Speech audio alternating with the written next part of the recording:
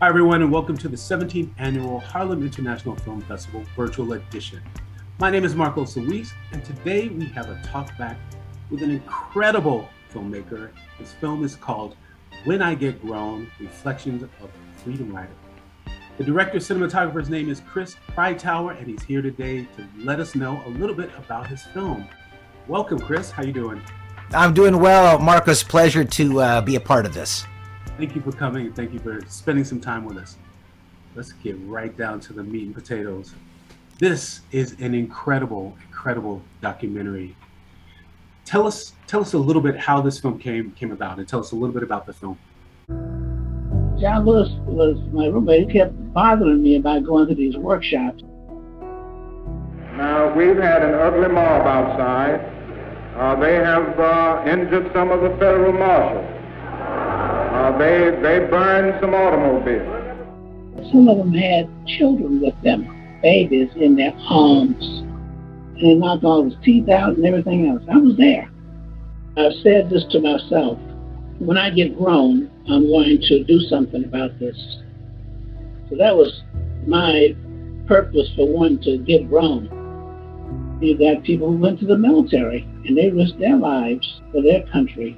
So I saw it as no different from that.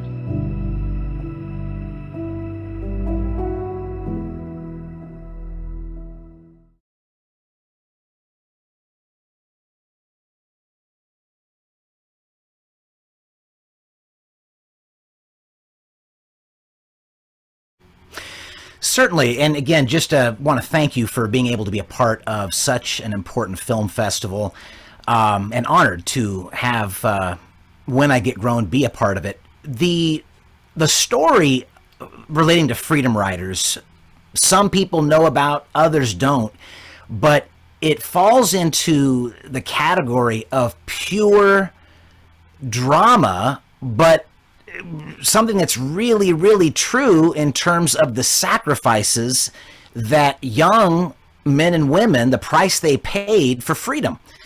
And I'm someone who's followed the civil rights movement and, freedom riders in particular. And the story of Bernard Lafayette, who we highlight in this film, is just exceptional. What he's able to recall and document about what he went through, John Lewis,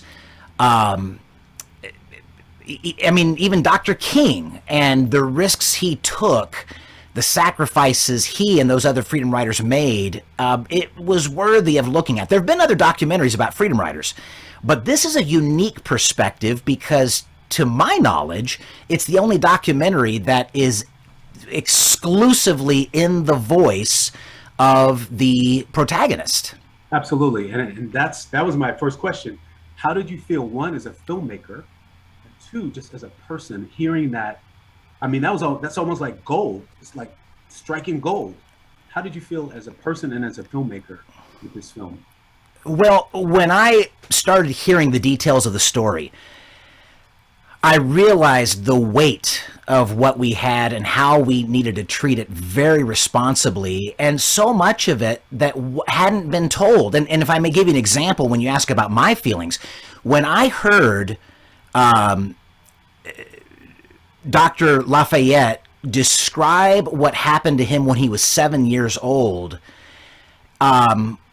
it literally brought tears to my eyes. In fact, as we edited and shaped the documentary, I literally cried the first half dozen times that I heard him tell the story, because for him to talk about what happened when he was 7 years old in watching his grandmother humiliated by the system, and how that shaped his entire life and turned him effectively into a civil rights icon, a human rights icon.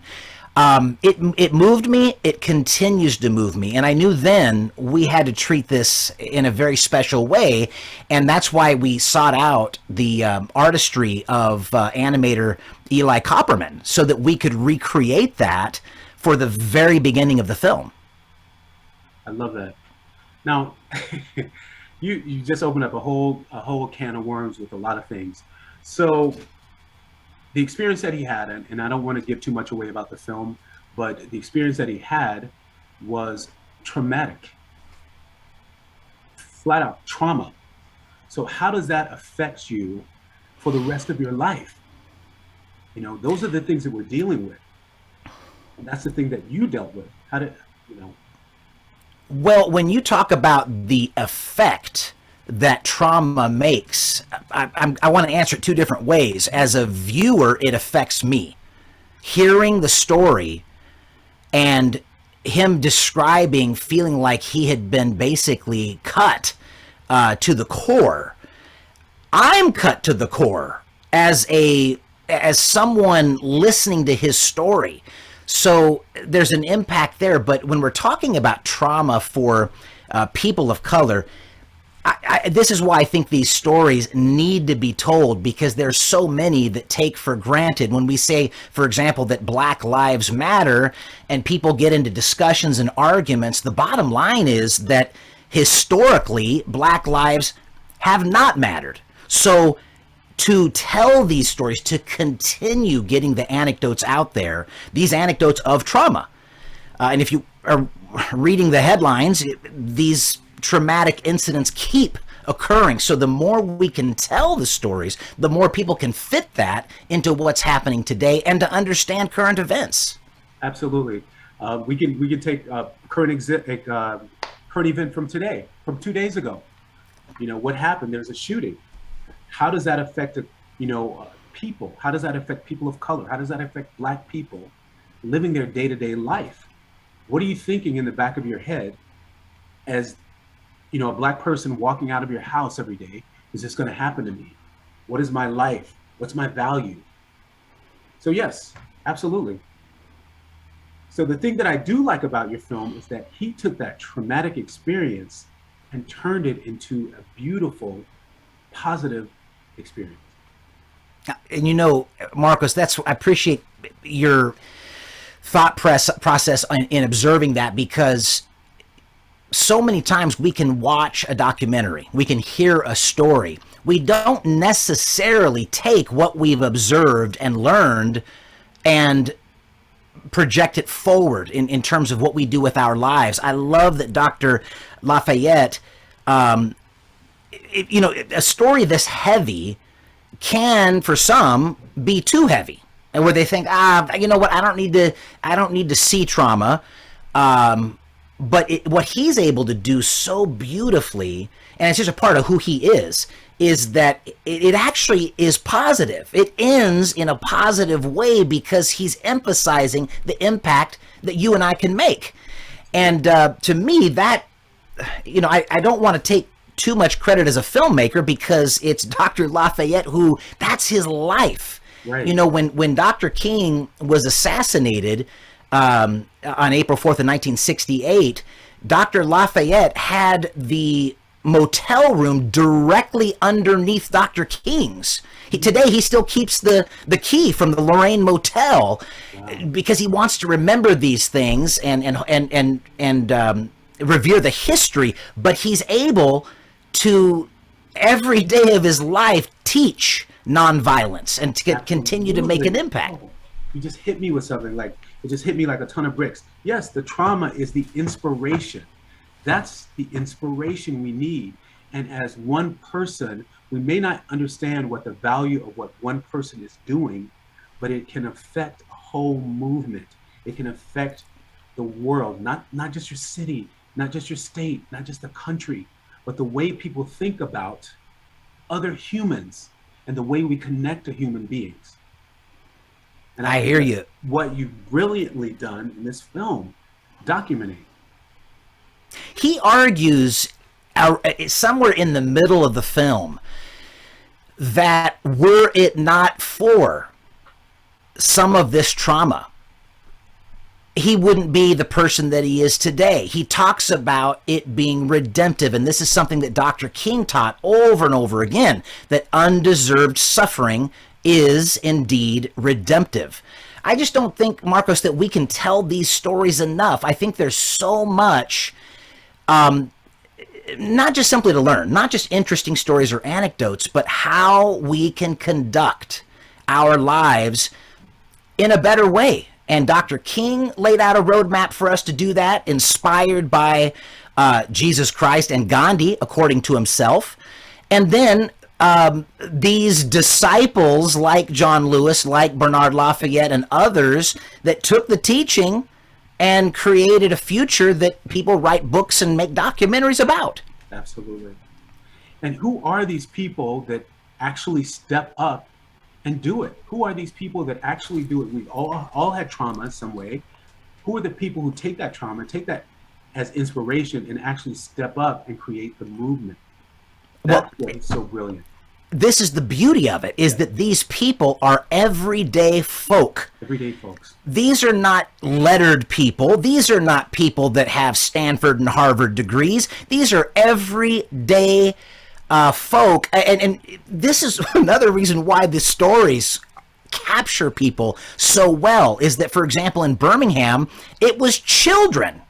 It was children that completely turned the tide. Yes.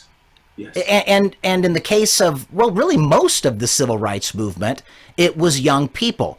But to your point, it does cause us to ask the question, who are these people? And who am I when I watch something like this? And does the burden fall on me? I say, and I argue that yes, it does. It does.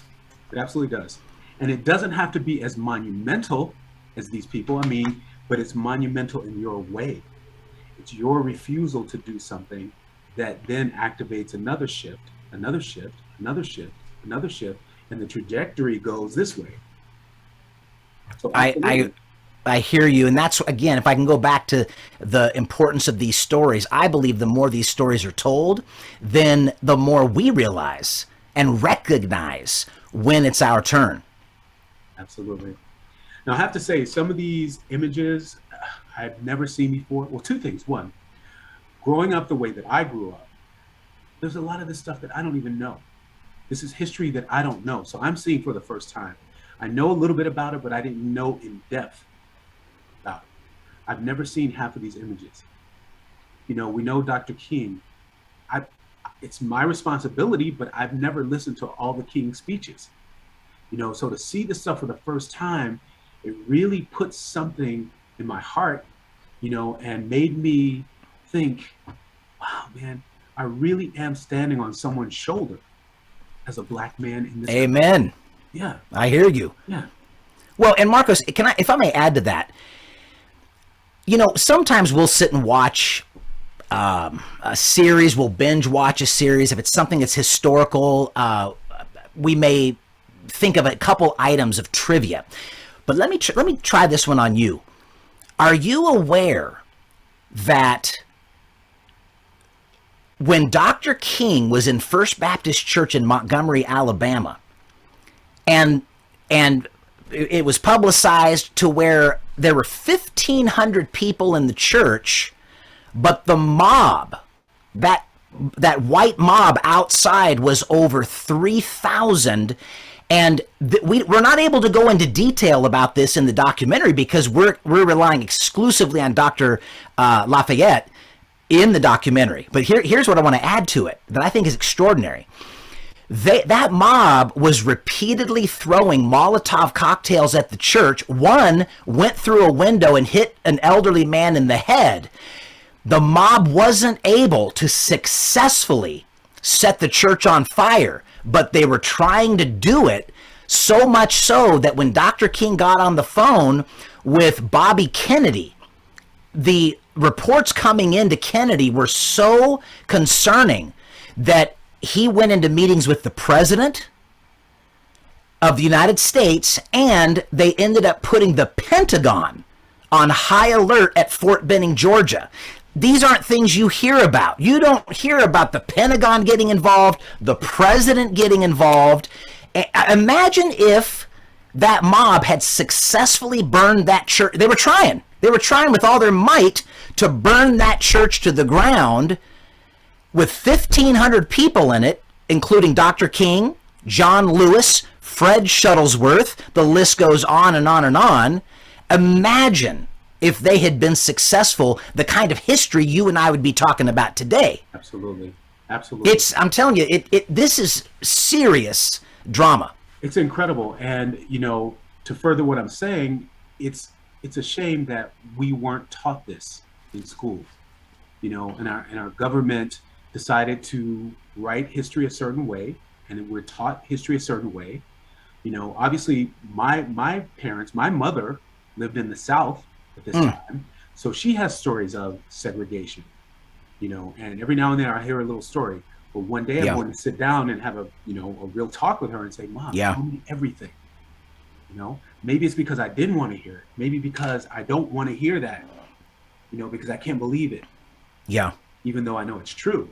But these are the stories that need to be told, because it gives you a whole different perspective as to where we are today. Totally agree. And I strongly encourage you, Marcus, not just to have that conversation, but to turn on a recorder and to capture that, because she may only want to tell it one time. Right. Who knows? But those anecdotes are just gold, in my opinion, because people don't, society doesn't just change overnight or in 10 years or in 30 years. Yeah. There's something that hundreds of years of slavery and many decades of segregation, it does something to the character of a people.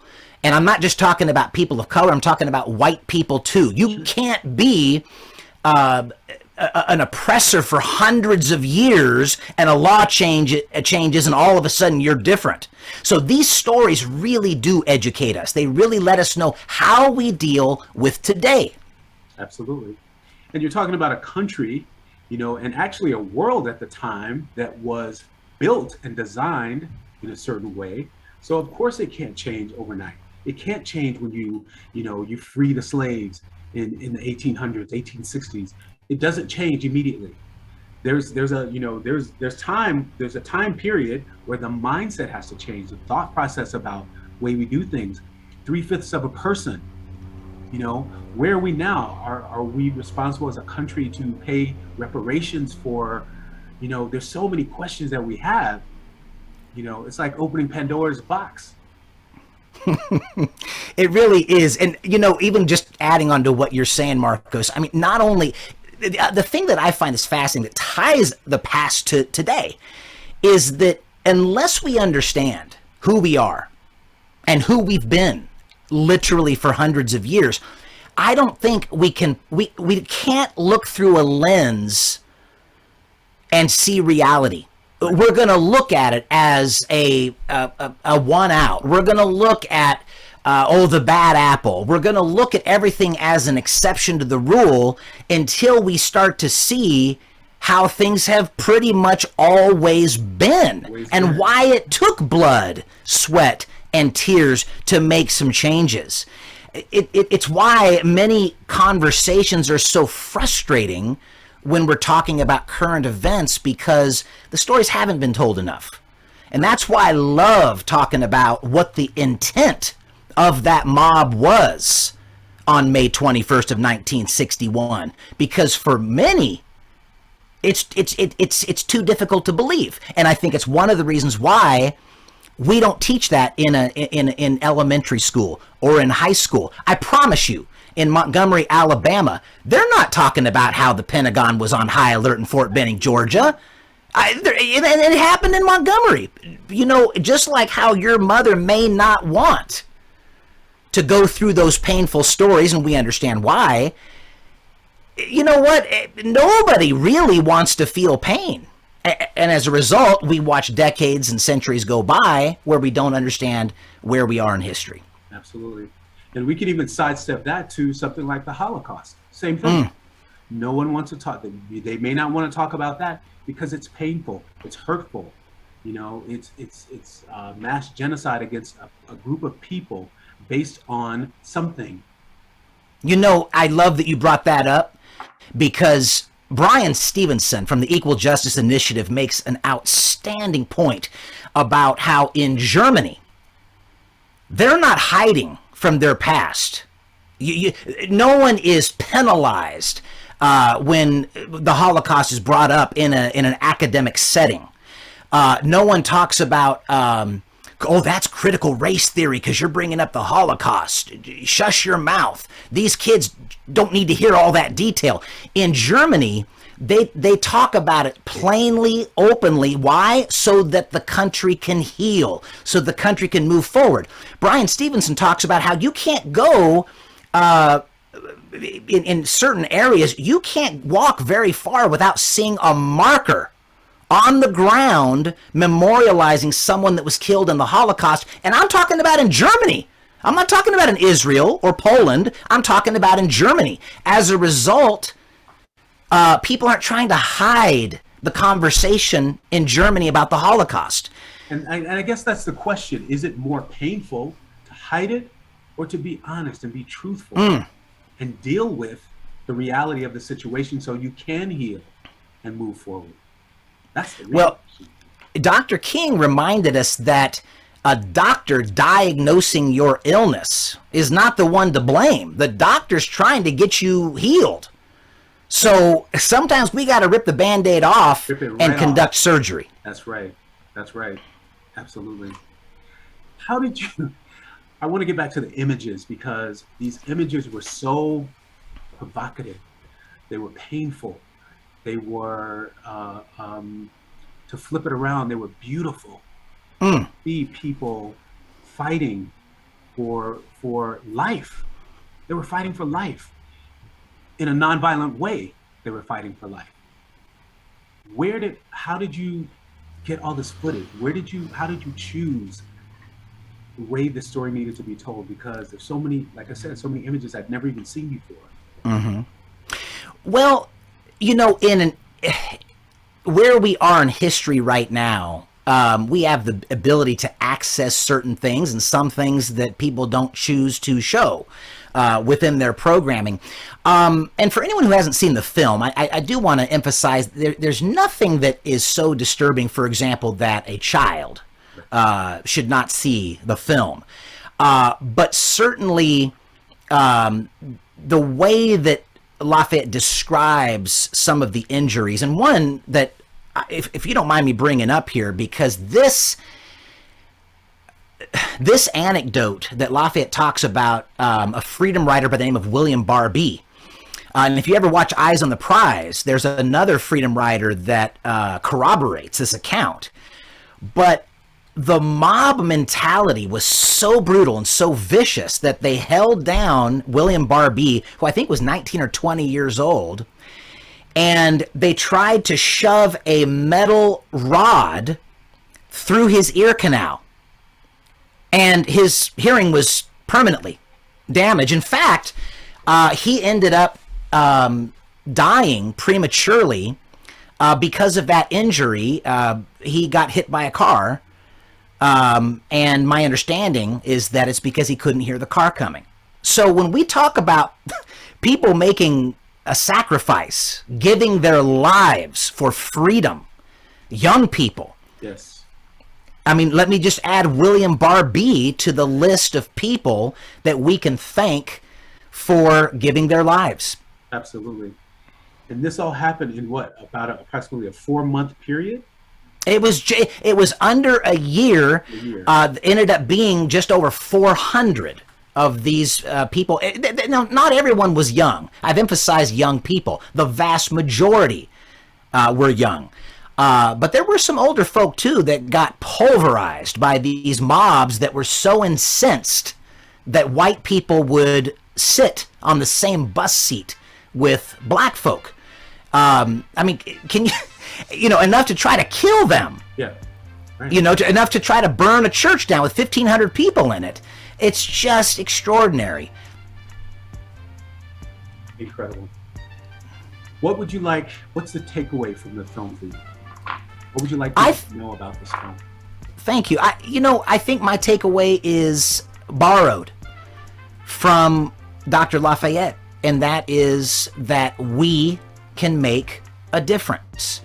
It doesn't matter who the person is. It doesn't matter if there's any education. It doesn't matter if someone is eloquent in the way they speak or write. Anyone and everyone, if you've got a heartbeat, you can change the world around you. Word is gospel. You just said it. Correct. Everyone, also tell us how we can get in touch with you. How can we, outside of the Harlem Film Festival, once this is over, how do we keep up with the film? Well, a couple of ways. I can be reached at gastonmotel@gmail.com. Also, I have a website, civilrightsheritage.com. Either of those ways, you can reach me. On the website, you can also learn a little bit more, as the name of the website implies. Everyone within the sound of my voice, please keep up with this film. If you haven't seen it, make sure you go to eventive.org for the Harlem Film Festival, harlemfilmfestival.org to find the film. It's streaming now until May 22nd. We extended a week for visualizing it. My name is Marcos Luis. Thank you for joining us for the 17th Annual Harlem International Film Festival right here. We'll see you next time. Bye-bye.